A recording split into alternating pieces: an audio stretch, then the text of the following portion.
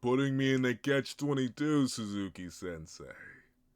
The themes and such are immaculate. The logic? What's up, guys? That guy with a pencil here. Fun fact, I do mean to have it on me and keep it on me at all times. Another fun fact. I have 15 minutes to give you my thoughts on Sakazuki? Uzukimoto? I like Sakazuki. Well, actually, no, that's literally just the name of another character. Uzukimoto it is. Or whichever. I'll probably bounce back and forth. So let me start this 15-minute timer right now. So, I'm gonna get the negatives out the way first, dog. I'm gonna just be straight, clear and honest with you. This makes just as much logical sense as me teleporting into the Kingdom Hearts universe with nothing but this pencil and running the fade with Xehanort, Terranort, and some Seeker of Darkness with Xemnas and Young Xehanort on the side, and me winning. That's how much logical sense this makes. Because I'm sorry, Uzuki was already croaking. We have to remember, the man could barely stand at the start of 268 when Nagamo first started moving on him. Why? Because he had taken a bunch of internal damage, had been stabbed numerous times, and got stabbed again. Like, he was already in these trenches. Aiming to tell me, after he exerts more energy, was already struggling, and then gets put in the schmixer of doom, and has his whole schnecky-wecky sliced open and perishing. He can lay there for a bit, think about life, vibe out, while out, chill out, and then just stand up with, I guess, the gaping neck going closed, and if not closed, just irrelevant, and suddenly get such a massive boost in stats that Big Na, Big Goo, Big Mo just can't do nothing. Violated. Got his dome dunked like Higaku or something. Absolutely horrifically done by a guy with a pen. And he awakens Prime Sakamoto. It's ew. And that's the main thing. It's like, I know these characters are superhuman. But at the same time, the series keeps trying to pretend these characters are at least somewhat human. Like, Uzuki should be fried. He should be fried 50 million times over, bro. He should not be able to do this. You even still see, like, the burst where Nagamo hit him. But I guess it just doesn't matter. I guess he's just going like that with the sauce because he's Uzuki, man. And he's the main villain, man. And this, that, and the third. So there's that. However, putting the logic aside, which sounds crazy to hear from me, especially considering how much I've critiqued Sakamotodays for its lack of logic. Putting the logic aside. Picking it up, putting it in a box, putting the box to the side. I will admit, the themes and such kind of bang. The themes and such, they low-key bang. And like, not even low-key, they heavily bang. Because I will admit, was the Nagamo masterclass after Sakamoto got belly shots immaculate? Yes, absolutely. Oh, this page right here, it makes me feel things in my heart. I feel so many things, so happy about to start. That was awful. But regardless, yes, I love a good Nagamo masterclass. I do think it's immaculate that he absolutely styled on the main villain and a bum that he already beat off screen. But still, it's so juicy. It's so good. It's so scrumbly. I love it. But thematically, it wouldn't have made no sense. It wouldn't have made a lick of sense. Now, do I fundamentally agree with Big Moto in the idea that letting Uzuki live is a good idea?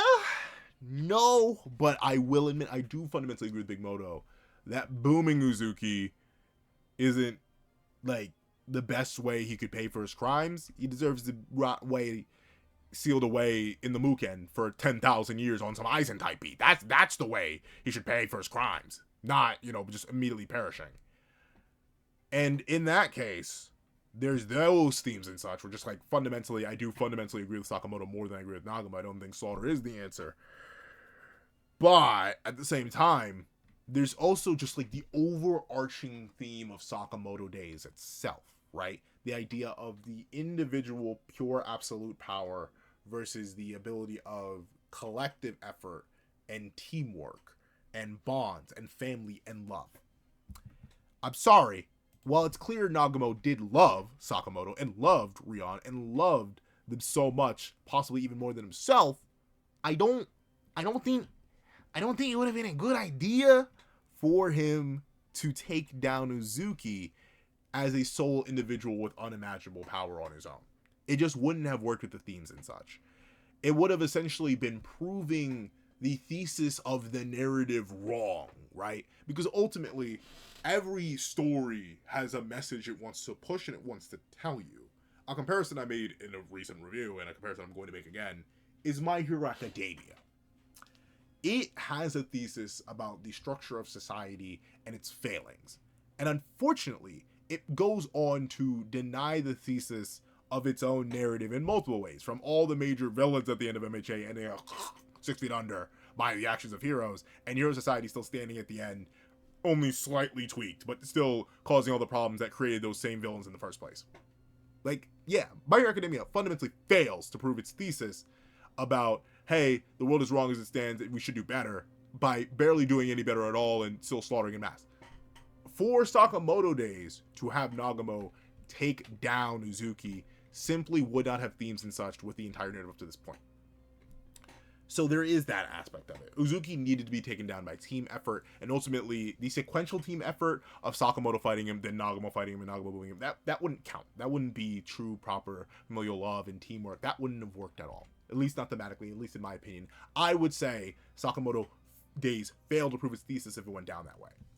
But there's extra ooey gooey goose. Ooey gooey goose? What is goose? Ooey gooey ooze. I can leak all over this to say the themes and such are even more immaculate here. We have to remember what the difference is between current Sakamoto and Prime Sakamoto, right? The strongest assassin in history, this, that, and the third. Prime Sakamoto was the strongest alone, right? He was unmatched in the assassin world. He was unbelievably powerful. He was transcendent. He himself was isolated because of his strength.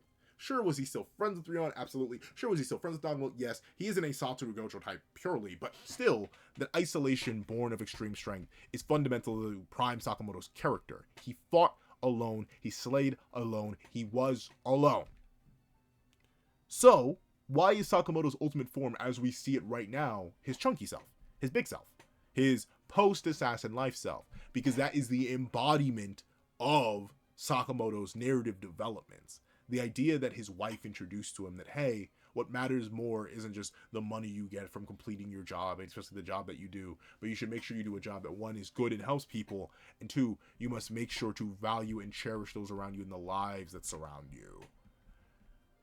Thusly, in this moment where we are building to Sakamoto getting up, he's gonna be fine, right? Like, I'm sorry, shock horror, I don't believe Atari, I do not believe Suzuki Sensei has the nerve, has the gall, after reviving Gaku of all characters, to boom Sakamoto. That's not happening. But we're literally going to get a clash of direct ideologies between the two Sakamotos, with Uzuki embodying prime Big Moto, prime Motomuva, where he is the strongest isolated on his own. Sure, he's able to use the environment to his advantage, but still, his strength is entirely centralized within he himself, and he has no one else to share it with or to actually use it for, as Gaku's taken care of, Kumanomi's taken care of, every one of his allies is taken care of, or literally boomed. Versus someone with that collective effort. Like I expected, Shin is here. Shin showed up. Because of course he was going to, because this is a story about family and collective effort, and Shin is part of that. He's helped define that piece of the narrative. Nagamo is already here, a person who also obviously has been touched by Sakamoto and wants to do everything to uphold him and protect him, and in Nagamo's mind, literally avenge him, as he thinks Sakamoto's already dead and isn't even trying to fight for his life. And of course, we have Kindaka, we have Boiled, we have Atari, we have all these different characters who have these ties to Sakamoto's and are part, or have been affected by this modern ideology of him, this ideology of connection, of teamwork, of working together. So, Uzuki falling to that collective effort, that group, that power, presumably Shishiba's going to show up, presumably Osaragi going to show up, presumably everyone who Sakamoto's interacted with in that new life, all the different bonds he's made and forged, they will show up to help take down the old Sakamoto, take down the old ideology that one soul strength is what matters most, one soul power is what matters most, and nothing else matters. Because sure, you can be the strongest alone, you can be the greatest assassin in history, you can be all that you are, but eventually, through collective effort, you will fall short.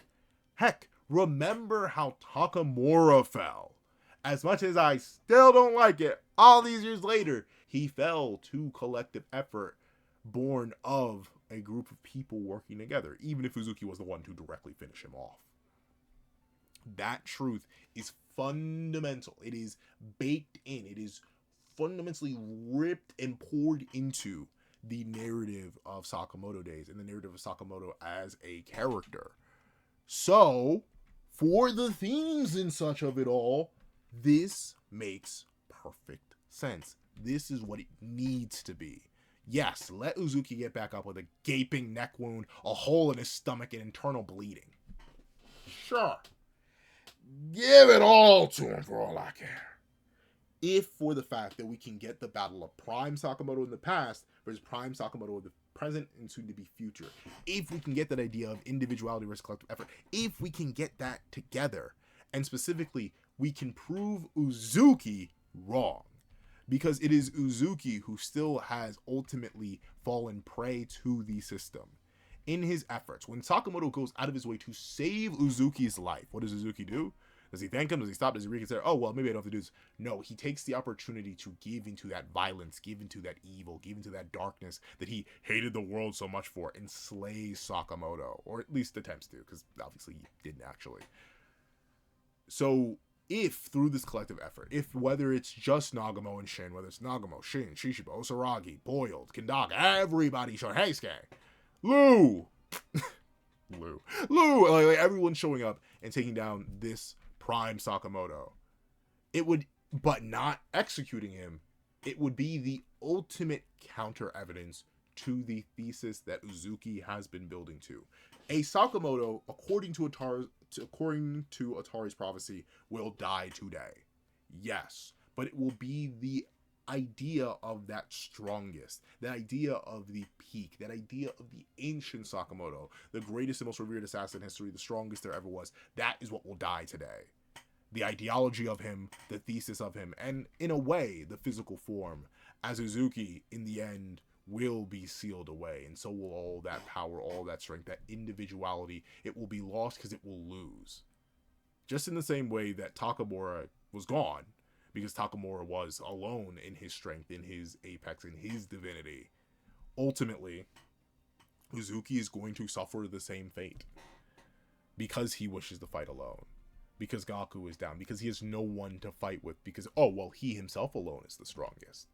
That critique I had forever ago about the narrative that, hey, buddy, you're the only thing that actually gives the New Order any sort of power or control. What happens if something happens to you will be proven true here. Because Uzuki, while he believes in family, quote unquote, and loves his fellow Alkmaar kids, he himself stands alone here in his last moments as a viable combatant.